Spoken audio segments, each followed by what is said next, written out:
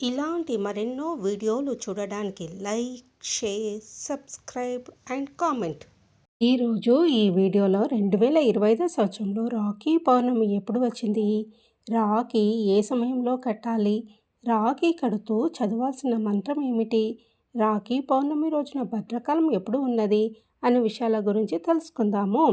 రాఖీ అనేది సోదరుడు సోదరుల మధ్య ప్రేమ మరియు అనుబంధాన్ని సూచిస్తుంది.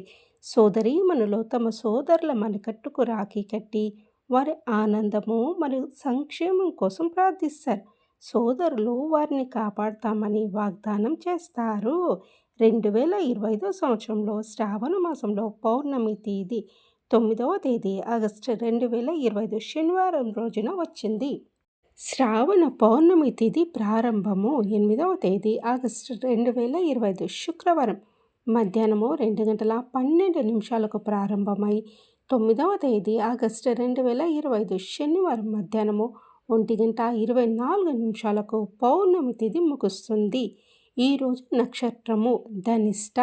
ఉదయ తిథి ప్రకారము రాఖీ పండుగ ఆగస్టు 9వ తేదీ శనివారం రోజున జరుపుకోవాలి.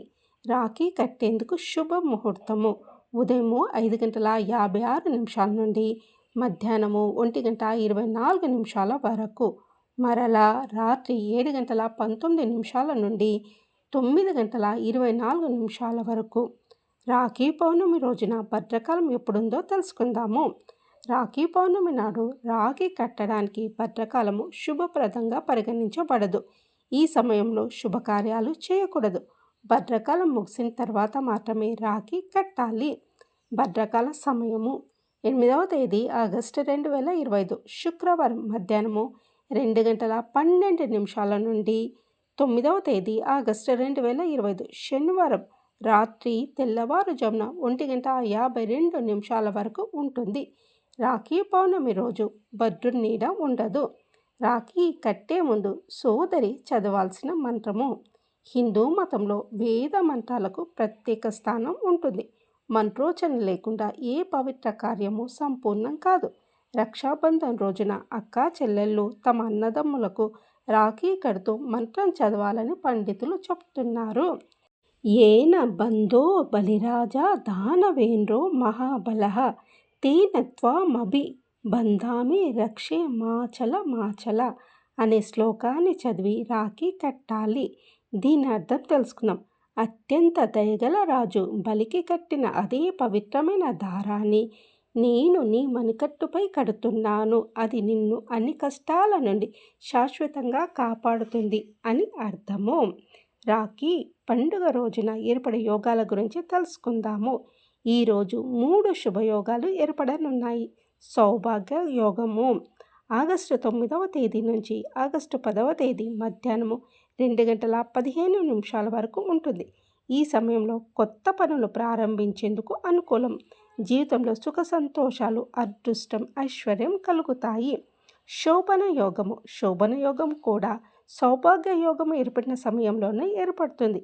దీనివలన ఇంట్లో ఆనందము, శ్రేయస్సు ఉంటాయి. ఈ యోగము వలన సోదర సోదరీమణుల బంధము మరింత బలపడుతుంది. వారి జీవితంలో సుఖశాంతులు నెలకొంటాయి. సర్వార్థ సిద్ధి యోగము ఆగస్టు 10న ఉదయం 5:47 నుండి మధ్యాహ్నం 2:23 వరకు ఉంటుంది. ఈ సమయంలో చేసే ప్రతి శుభకార్యము లాభాలను చేకూరుస్తుంది. వ్యాపారంలో విజయము, పెట్టుబడులు పెట్టేందుకు ఇది మంచి అనుకూల సమయము.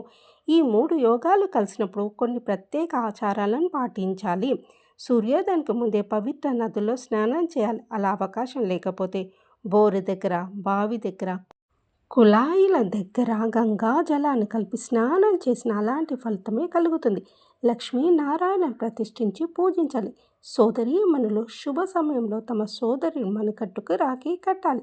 సోదరులకు సోదరీమణులకు దుస్తులు, ఆభరణాలు, బహుమతులు ఇచ్చి వారిని గౌరవించాలి. ఈ 3 యోగాలు కలిసిన సమయంలో దానాలు, ఉపవాసం చేయాలి. సాధ్యమైనంత ఎక్కువసేపు భగవంతుని ధ్యానించాలి. ఇలా చేయడం వలన కోరిన కోరికలు తీరడమే కాకుండా జాతకరీత్యా దోషాలు తొలగి అదృష్టం కలిసి వస్తుంది.